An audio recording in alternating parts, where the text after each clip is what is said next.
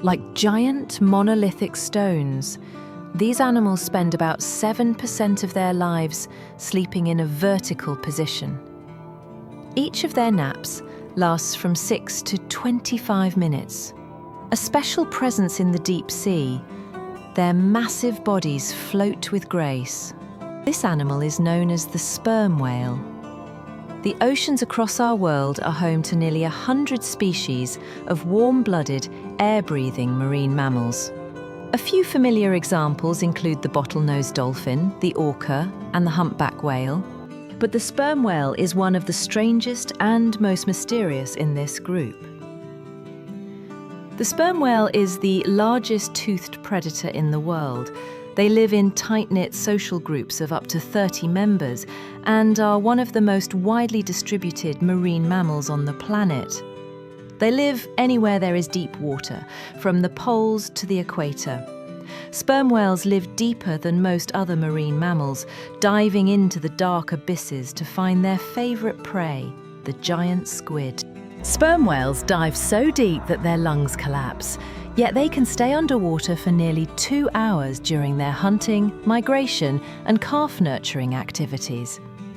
People can hear sperm whales communicating with other members of their group, and they can hear each other from hundreds or even thousands of miles away, because the sound of a sperm whale is louder than that of any other animal. The clicking sound this animal produces is so loud it could easily rupture a human eardrum. Some say it could even vibrate a human body to death. Freedivers who approach sperm whales are completely at their mercy. They can only hope and pray not to be killed by the whale's sound. The sperm whale's click is not only loud, but also incredibly complex.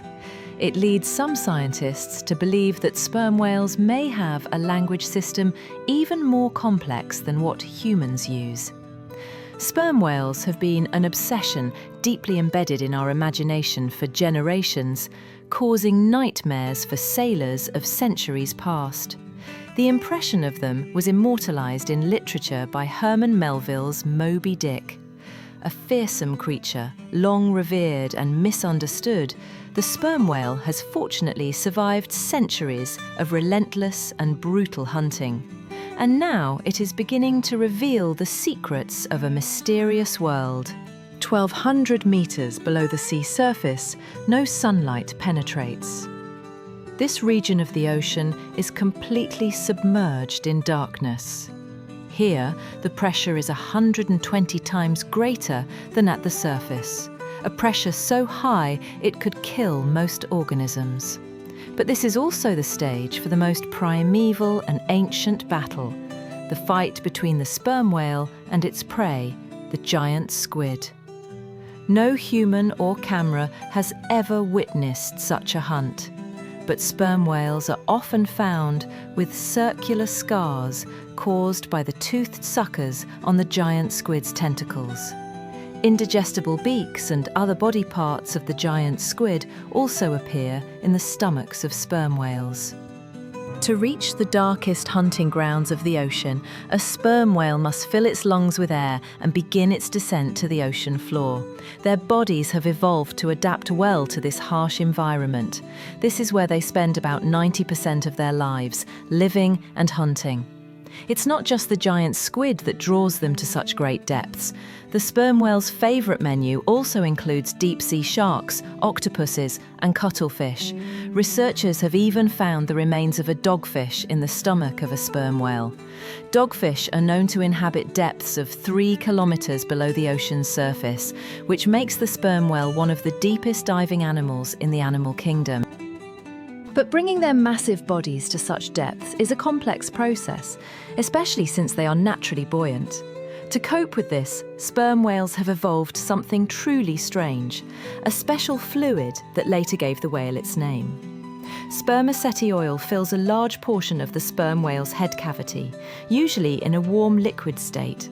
But when the whale dives, it is believed that cool water causes the oil to solidify, allowing it to act almost like a weight belt to pull the whale down. This helps explain how they get down there. But how do they survive? As they sink deeper, the pressure becomes so high that the sperm whale's lungs begin to collapse. At this point, the hinges of their ribcage close around their collapsing lungs, forcing most of the air into the trachea. Consequently, there is little gas exchange in the lungs, which helps protect the sperm whale from nitrogen buildup. To compensate for not getting enough oxygen from their lungs, sperm whales have much higher concentrations of oxygen-carrying hemoglobin and myoglobin molecules than land mammals. They have twice the amount of hemoglobin and 10 times the amount of myoglobin as humans. This means sperm whales are essentially equipped with a built-in oxygen tank, allowing them to dive for hours on the seabed without any problems. But that's not the only thing that keeps these giant fish supplied with oxygen. Sperm whales have clusters of blood vessels near their brain called the retia mirabilia. These vascular networks help regulate blood pressure and appear to keep the whale's brain fully supplied with oxygen. Meanwhile, their heart rate slows down in a process called bradycardia, which slows all other physiological processes so the body doesn't consume as much oxygen. That lower heart rate also limits the transport of gases around the sperm whale's body, which is crucial because of a problem called decompression sickness, or the bends. When we humans dive deep, nitrogen from the air dissolves into our tissues. If we then surface too quickly, this dissolved nitrogen expands into bubbles in our tissues, a situation that can be extremely dangerous or even fatal for humans. For a long time, scientists believed that sperm whales were immune to decompression sickness. Their tracheas are reinforced with extra cartilage rings so that air is compressed there. When they dive, nitrogen is stored instead of dissolving into their tissues. This meant they couldn't get decompression sickness. But a sad story in 2002 proved that wrong. After a naval sonar exercise, 14 beaked whales died after stranding themselves in the Canary Islands. Autopsies showed they all had gas bubbles in their tissues. This indicated that these whales would also suffer from decompression sickness if they surfaced too quickly. Scientists are still investigating what causes whales to be forced to the surface so rapidly. Perhaps it's loud noises, or maybe they're being chased by another predator, or there is some other behaviour that we cannot understand and cannot easily observe. And with sperm whales, the inability to easily track what they are doing at such great depths is one reason they remain so mysterious. Even something as basic as their hunting method is a controversial secret to humans. Although we can see the scars on the skin and mouths of sperm whales caused by giant squid, and traces of this squid in their stomachs, it is unclear how these 50-ton hunters manage to catch their prey. Sperm whales have teeth, but only on their lower jaw, which means they are not suitable for grabbing onto something or chewing in the water. Some other whale species also have teeth, but only in males, used for fighting and attracting females. But in sperm whales, both females and males have teeth.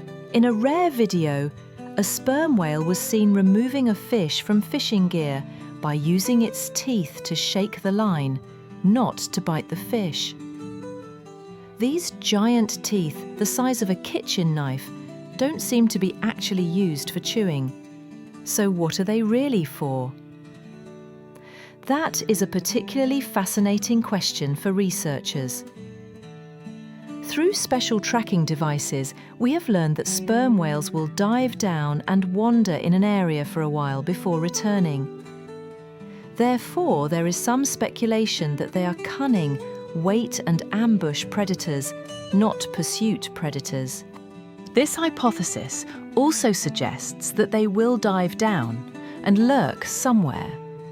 The sperm whale will open its mouth, and it may have some bioluminescent bacteria on its teeth or something that could make its teeth glow and possibly attract squid to its mouth. Then the sperm whale simply has to close its mouth on this prey.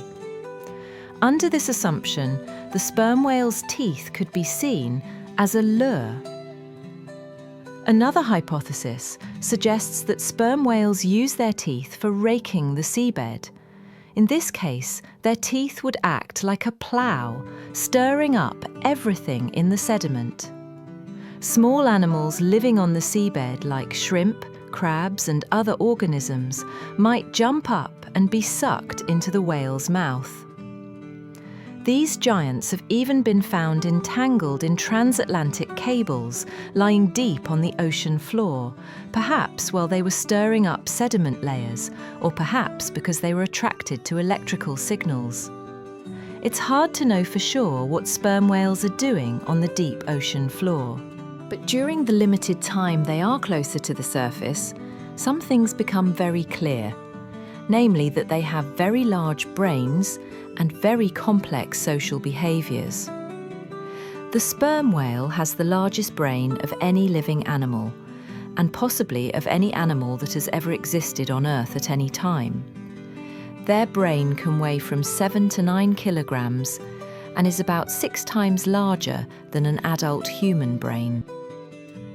Researchers initially thought that sperm whales had such large brains due to their echolocation abilities, but recently some views have changed. It is now thought that large brains in marine mammals are closely linked to their social behaviour, and sperm whales are indeed highly social.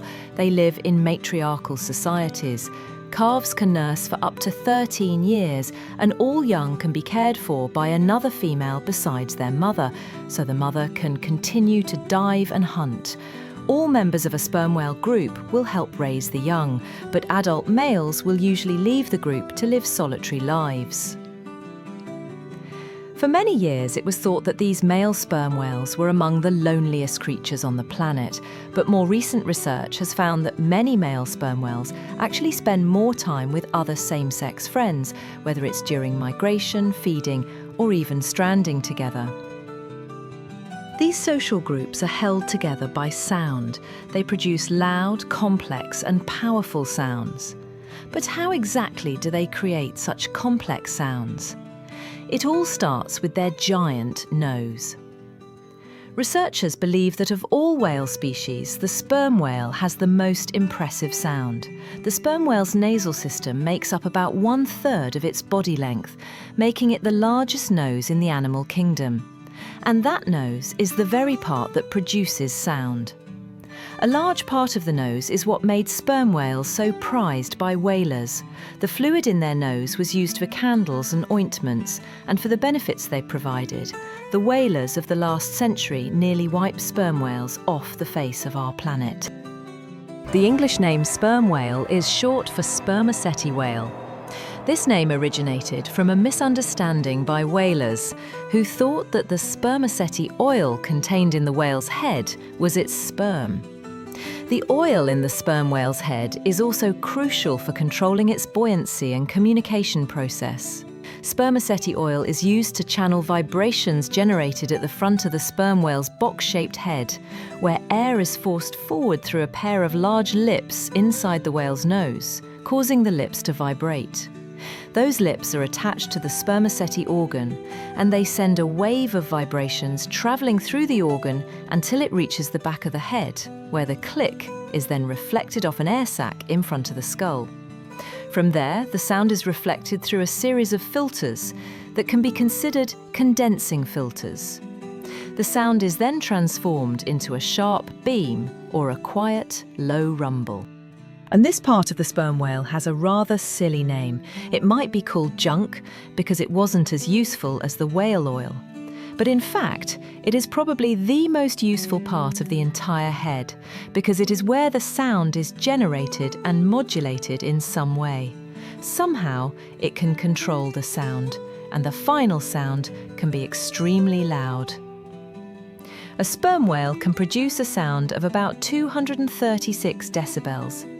For humans, a sound level of about 150 decibels can rupture the eardrum, and about 110 decibels will cause discomfort and ear pain. Our normal conversations are only about 60 decibels. Sound travels differently in water than in air, so decibel measurements are not directly comparable. To date, the noise of the sperm whale is still the loudest sound produced by any animal, and this sound could easily kill a human underwater. So far, there have been no recorded cases of humans being killed by the sound of a sperm whale, but that doesn't mean it hasn't happened. Fortunately, humans are not their favourite prey, but for a giant squid, a sonic blast could cause serious injury. And the sonic blast is just one of many types of noise that sperm whales can make. Male sperm whales can produce very loud and intense sounds, seemingly to announce their presence to other sperm whales, and it is also a way to present themselves to other females. And then, all the females from the surrounding areas will come and gather around the large male. This area then becomes a mating ground for the large sperm whales. However, it's not just the males that call out so loudly. Sperm whales have many sound codes that make up their complex language. The most common are the sound codes used for long-range echolocation, like sonar. They also use close-range sounds when they have caught prey.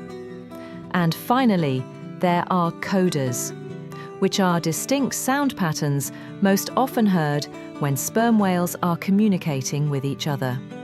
These vocalizations of the sperm whale are of particular interest to researchers. The codas of a sperm whale sound like Morse code, and the patterns of codas differ between social groups.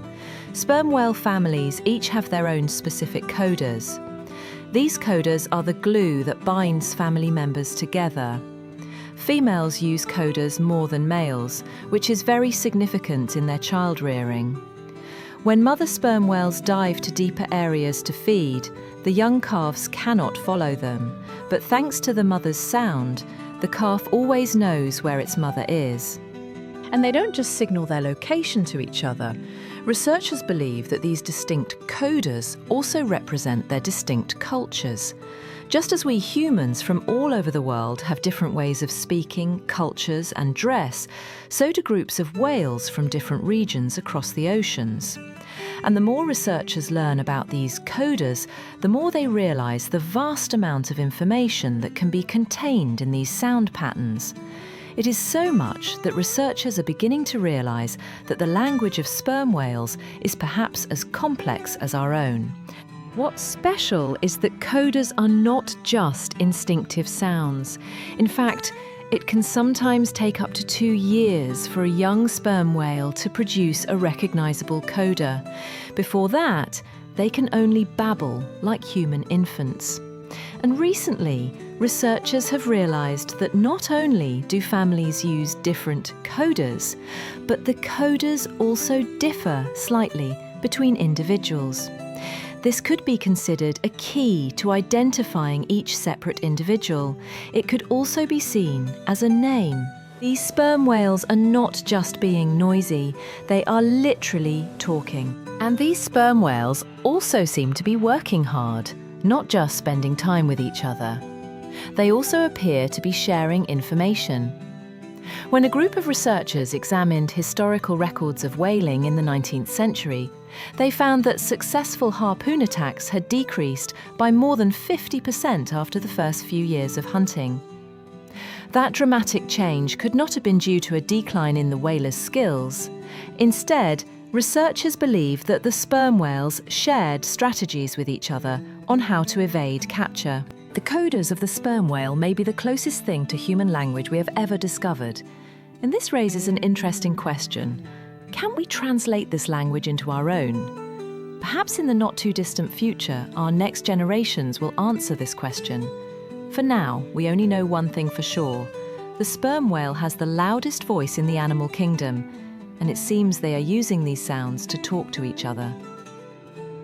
To uncover the secrets of these largest creatures on the planet, we still need a great deal of time, effort, and the continuation of many generations, the dedicated work of scientists who will never stop in their efforts to document this giant whale. But working with such large animals also comes with enormous challenges.